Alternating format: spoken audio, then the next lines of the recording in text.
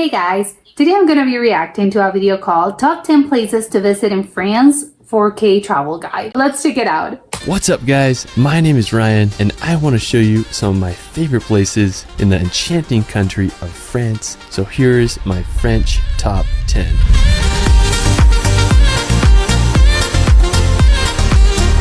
France is known all around the world for its endless history and jaw-dropping scenery. From the towering French Alps to the Mediterranean coast of the French Riviera, France has so much to offer. Let's start this video off at the picturesque city of Annecy. Now Annecy is located at the foot of the Alps. It's famous for its medieval old town and it's been nicknamed the Venice of the Alps thanks to its canals. Now the city is just absolutely magical, but what I love about the region is Lake Annecy. It's known as one of the cleanest lakes in all of Europe, and I just love the surrounding mountains. I mean, I just can't think of a better place to enjoy on a hot summer day. Yeah, it doesn't look like the Alps. Of the area is the Château de Menthon Saint Bernard. The castle began construction back in the 13th century, and it's just hard to beat the view of this medieval castle. After Annecy, we're going to head over to the nearby French Alps. Now this is definitely my favorite region in all of France. It's home to the incredibly massive Mont Blanc, which is the highest mountain in all the Alps at 15,774 feet.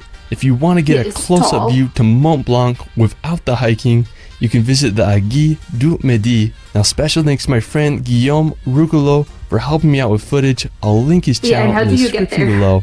Now the Aiguille du Midi was constructed back in 1955, and when you see it, you can't fathom how they were able to build this on top of a mountaintop. Now to get there, you can take a 20-minute cable car ride, which holds the world record for the highest vertical ascent by a cable car with an elevation gain of 9,000 feet. Now when you reach the top, you'll be able to witness one of the best 360 views in all the Alps. Now if you're into hiking, you'll have to experience the Tour du Mont Blanc. It's a roughly 170-kilometer trek that loops around Mont Blanc. You'll not only hike in France, but you'll also go through Italy and Switzerland. Okay, that's not for beginners. At a decent pace, you can expect to complete the loop in about 10 days. If I can travel to France this summer, I definitely want to attempt the Tour de Mont Blanc. I mean, literally just looks like pure paradise out there. After the Alps, we're going to head over to the Alsace region. Now located in eastern France, bordering Germany and Switzerland, the Alsace region is famous for its fairy tale cities, wine country, and rich history. Over the centuries, the region has alternated between French and German control, and today it represents a mix of those cultures. The capital of Alsace is Strasbourg. It's home to the formal seat of the European Parliament. Another enchanting city in the region is Colmar. Colmar looks like something straight out of a Disney movie. The city's old town is lined with timber, medieval buildings. I love the canal that runs throughout the city. It just adds to the magic of the place. If you want to escape the cities, you can experience the Alsace wine route. It's a 170-kilometer long route that passes through some of France's greatest wine country and picturesque towns. One of my favorites is the quaint village of Riquevier. It's believed to be the village that inspired the town from Beauty and the Beast. Even if you don't drink wine like me, it's impossible to not fall in love with this region of France. You can still go there. After, we're going to France's capital of Paris. Now, since the 17th century, Paris has been Europe's major center of finance, diplomacy, fashion, and the arts. Paris is one of the world's most visited cities, and with all its attractions and fascinating history, it's easy to see why. Paris's most recognizable attraction is the Eiffel Tower. It was built in 1889 for the World Fair. The Eiffel Tower is 324 meters high, which made it the tallest man-made structure in the world until 1930. You can take an elevator up there to get an incredible 360 panoramic view. Yeah, the best views in town. Another popular attraction is the Louvre Museum. It's the world's largest art museum, and it's home to Da Vinci's Mona Lisa. You can also take a drive around the Arc de Triomphe or walk the grounds of the Palace of Versailles. And there's just so much to see in this grand city. If you want a road trip outside the capital, you can head to France's northern coast, visit the coastal town of Etretat. Located about 3 hours outside of Paris, Etretat is famous for its white cliffs and rock formations. One of the most well-known is the Falaise d'Aval Arch. It has such a unique shape. I guess you could say they are the French cousins of old hairy rocks. While we're still on the coast, we're going to visit the magical island of Mont Saint-Michel. Now located 1 kilometer off the coast of France, so interesting, Mont this Saint-Michel weird is one of the lake most situation. magical destinations in all of Europe. The island is full of small shops and I'm homes flipping the with world. a monastery perched on the top of the island's highest point. The construction of the monastery began in the 10th century and was finished in 1523 due to its strategic position God. and dangerous changing How long tides. did it take to The build island this? remained protected throughout history. Today, Mont Saint-Michel is one of France's most popular tourist destinations. If you're ever in northern France or Paris, you really Oh my need to God, visit this not the magical fog. island. Are those we're gonna head clouds? to the neighboring region of Brittany. Now located on the northwestern tip of France, Brittany is full of rugged beaches and countless lighthouses. One thing that is particularly fascinating about Brittany is its presence of megalithic monuments. There are thousands of stones That's scattered crazy. around the region, ranging from ancient tombs to single standing stones that were arranged by Neolithic people over 7,000 years ago. I mean, just pretty interesting. if you ask me. 7,000 years? Now, aside from the ancient megaliths, Brittany is home to some stunning coastal towns. One of my favorites is Les Conques. It's an ideal maritime city with a picturesque harbor. One of the highlights of the area is the Kermovan Lighthouse. I mean, just such a beautiful setting. Aside It from is. Les It's Conques, gorgeous. Brittany is full of hundreds of seaside towns and beaches just waiting to be discovered. After, let's head over to the medieval fortress of Carcassonne. Now, when I imagine medieval Europe, I don't think there's a better place that exemplifies it better than this Yeah, fortified it's- city. Located in southern don't think France, it's changed that Carcassonne much. began as a Roman fortified hilltop and was given to the Visigoths in the 5th century, who continued to fortify and build the city. Those things are Throughout so the old. centuries, Carcassonne proved to be an impregnable fortress as army after army failed to overtake the protected city. Today, the city consists of 53 towers that are protected by its 2 outer walls. It remains as one of Europe's greatest medieval gems. While we're still on the topic of medieval cities, we're going to head over to Uzes.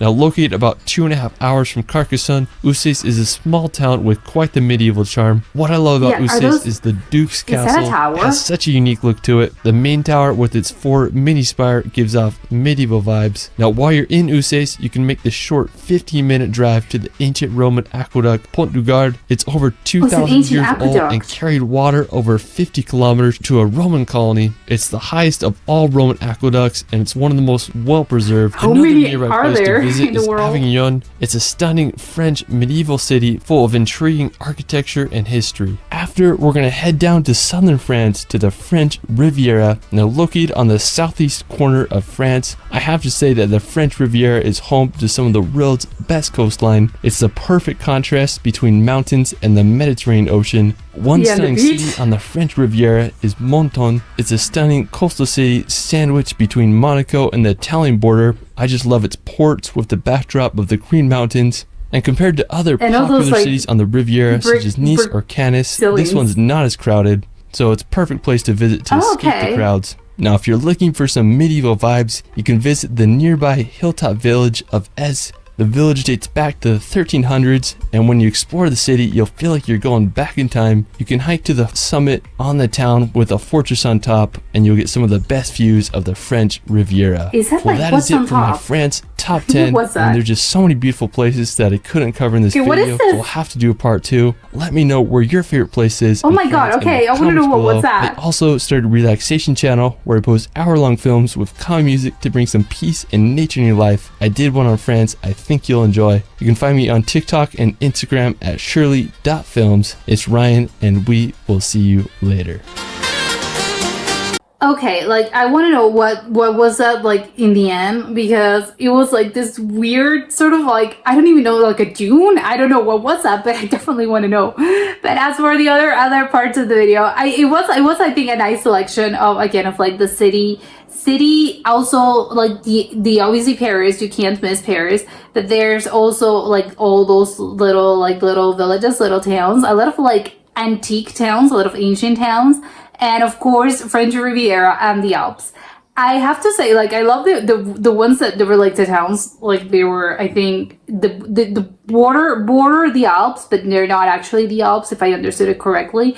Like, I love that there's like, it doesn't even look like there's just like mountains. It's a beautiful mountain, but I wouldn't think like there's actual like snow and they were near the Alps, because when I imagine the Alps, I imagine obviously like a lot of snow, and it's just like, okay, but there was not that. I have to say, I love the idea of, I think what's the route, the Alps route, the Mont Blanc route, something like that. Apparently, like, you could just hike your way up. I think it's just like, I imagine they make like the whole, like, because I know the Alps is sort of like parts of it are in Italy, some of it are in France, and I think also Switzerland, and I don't know if Austria or Germany. So it is, but again, those are different countries. So it is, I think, for, if I understood it correctly, it's just like this tour that you do, you know, when you're hiking all the mountains, but you're passing all throughout those countries, and then you're like, you're obviously they have like different stop points, but that looked incredible. It was like, when he was saying that I was like, how long does it take? He was like, you can take some like around 10 days, but that's, you know, maybe with, you know, people that are like at a medium pace. Obviously, if you're going a bit slower, probably it's going to be around 15, maybe 13. If you're like a super expert hiker, maybe it's going to be a little bit less, like 8 days. But, and also I think it depends on the weather, because I would imagine is like climbing the Everest or something. Like, I think it depends on a lot of factors, but that looks insane. I had no idea that that was a thing that people could do. I don't know why I thought, like, I think in the Alps, my idea, my impression is that you go skiing there, but I didn't really know that you could also, like, I guess I sort of knew, like, well, yeah, you can hike like one mountain, but I didn't know that you could do like the whole thing and like the whole tour in the whole Alps. So it is news to me, and it's crazy. I don't know if I would do it. I think it's quite extreme. I think you would also need to train, and not just train as in like normal hiking. I think you would need to train obviously like in the snow, in these conditions. And I think, again, it's like for expert hikers, I think it would be an incredible experience, but obviously you would need to like plan that ahead. Like, you would need a few months, maybe up to a year, I would actually say. Like, maybe you have to prepare for this for a whole year. And obviously, if you're doing this, I think that you're focusing your trip to France in like, I'm doing this, I'm not visiting anything else, because obviously you're gonna be like, or maybe you're gonna be in the surrounding areas like in the Alps, but I don't imagine that you're doing this and also like, oh, I'll go to the French Riviera in the same trip. I don't think that's possible. I mean, you can, but I think it's a little bit extreme for an already extreme experience, and I don't know if you want to make it even more extreme. I think that's crazy. That sounds crazy to me. Like, yes, let's go to the Tour du Mont Blanc, and then also like we'll go to the French Riviera and Cannes and Nice. Like, no, I don't think that's possible. I do like the fact that he also offers like an alternative to, like, in the French Riviera, obviously the famous towns, you just like, they're going to be obviously filled with tourists, just because, again, it's like they're famous for a reason. It's because they're gorgeous and everyone wants to visit them. But it's like there are other options that are usually less filled with people. You're still gonna find people because obviously it's France and it's famous like tourist destinations. But I do like the fact that he offers like some alternatives. If you're like, no, I have had it with people, like, I just, you know, it's like I come from Paris and there's like so many tourists that I just want to like, I want to take a step back and be, you know, a little bit more calm, in a more calm environment and less filled with tourists. So I do like the fact that he also offered some alternatives for that. And of course, like all those like stone monoliths, like it's incredible to me that they have that and that are so old. I think it was like 8,000 years ago he mentioned. I think that's crazy to me. And it's like, okay, what do they mean? Like, how do they know? How do they, like, I don't know, because it's like how, well, obviously they kind of do science on them, like they test, they like do some tests and they can see like they're carbon dated and they can see like, oh yes, it's like 8,000 years ago or 4,000 years ago. I think it was 8, but I can't remember. But it is crazy to think of like those have been there for like that amount of time.